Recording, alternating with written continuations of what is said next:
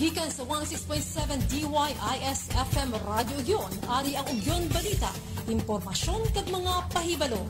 Ugyon Balita. Maayong hapon sa tanan. Gikan sa ulot balitaan ka Radyo Ugyon. Yari na Ugyon Balita, Agosto 31, tuig 2023. Comelec ginaathag nga hindi pwede makapatalagan sa SK ang paryente ka elected officials sa second degree of consanguinity or affinity.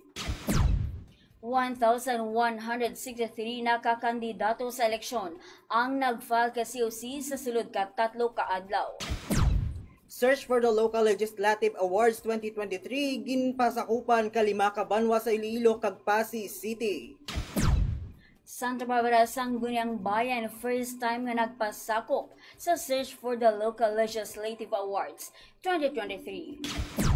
Mangunguma nga nahalitan ka bagyo ginaengganyo nga magsumiter ka report sa PCIC.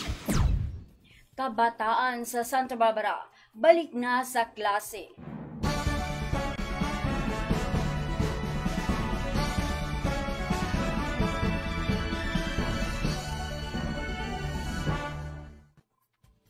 Ginathag ni Election Officer Glenn Gazo ka Comelec Santa Barbara nga hindi makapungko sa Sangguniang Kabataan positions sa SK Chairperson o SK Kagawad kung may paryente nga incumbent elected officials nga nakasulod sa second civil degree of consanguinity o kung affinity, national, regional, provincial, city, municipal o kung barangay official man kung sa diin luyag magpadalagan.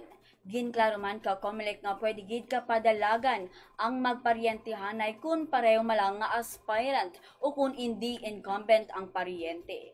Pamatian pa ni Election Officer Gazo. Sa SK naman may prohibition.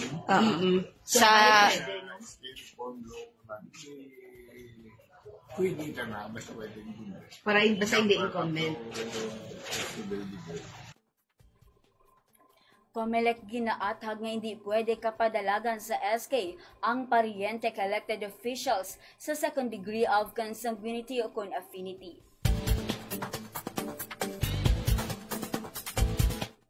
Base sa datos ka Commission on Elections sa Santa Barbara, 1,163 na ka mga kandidato sa barangay kag sangguniang kabataan o kon SK elections ang nag-file ka Certificates of Candidacy o kon COC sa sulod lamang ka 3 ka adlaw sugod Agosto 28 tubtob Agosto 30.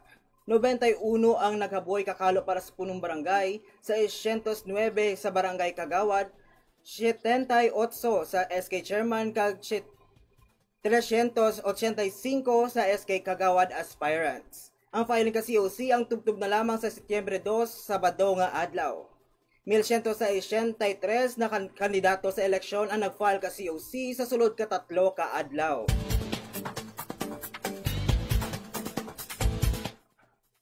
Lima kakabanwahanan sa probinsya ka Iloilo ang nagpasak sa Search for the Local Legislative Awards 2023 subong man ang syudad ka Pasig. Sa first to third class municipality yara ang Santa Barbara, Pavia, Caguton. Samtang sa 4 to 6 class municipality category yara naman ang Banwa, Katigbawan. Kag sino kay Attorney Dave Robert Capada, Local Government Monitoring Evaluation Section and Legal Unit Chief. May 6 criteria ang programa. Ini ang responsiveness ka legislative agenda, availability of legislative documents, effectiveness ka sangguniang performance, efficiency of performance of sanggunian. Mga awards nga nabaton kag gin-assess ang suporta ka LGU sa pagpasangkad ka capacity development ka sangguniang bayan. Subuman gina-evaluate ang mga compliance ka sangguniang bayan sa mga lahi kag kunano nga ordinansa o resolutions ang ginpasara gud masabat ang problema ka banwa. Pamatian pag ni Attorney Capada sa interview ni Ugin Ray Shudina. Ilang taon naman kung ang mga angatan ng mga sangguniang members as well as mga compliances ng ilang opisina nagasunod din man sa ginahatag sa ngalayin nato whether or not may mga corresponding sila ng mga ordinansa or resolution na ginapasar nga makasabat sa problema sa banwa Search for the Local Legislative Awards 2023 ginpasakupan kalima ka banwa sa Iloilo kag Pasig City.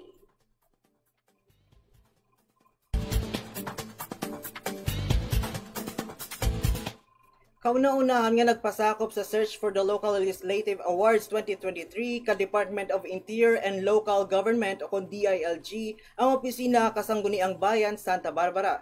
Sila ang gin-evaluate ka Provincial Awards Committee Agosto 31, 2023 na ginpangunahan ni Career Executive Service Officer 5 Provincial DILG Director Engineer Carmelo Orbista, Cluster Head Maria Fatima Daiz, Vice Mayor Arvin Losaria nga presidente man ka Vice Mayors League of the Philippines Iloilo Chapter kag Mr. Joe Lucero representative sang PCL Iloilo Chapter.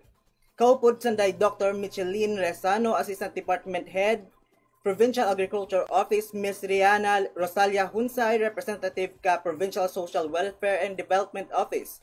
Ao Camelia Langusta representative ka Provincial Budget Office, Ms. Mitzi Peña Florida ka Penro kag Mr. Jedwed Dongor, Vice President for External, kung sa diin sila ang mainit nga ginabi-abi ni Mayor Dennis Superficial. Matapos ang duha ka adlaw nga class suspension sa Santa Barbara sang Agosto 29 kag 30, nagbalik na ang klase sa mga buluthuan Agosto 31. Kung sa diin ginkansela ang klase sa tanan nga level, pribado man o kung pampubliko nga eskwelahan tungod sa Bagyo Goring. Apang matapos nga nagwa ang Bagyo Goring, nagsulod naman ang Bagyo Hana Agosto 30 alas 9 sa gabi. Kabataan sa Santa Barbara balik na sa klase. Kag amuyatong natipon nga balita subong adlaw. Tugtubwa sa pareho nga oras kag istasyon sa DYIS-FM 106.7. Ini si Eliza Cordero. Kag ako si JJ Bordon. Maayong hapon. Inyo nabatian ang mga natipon nga balita, impormasyon kag mga pahibalo. Nagikan sa Ugyon News Center.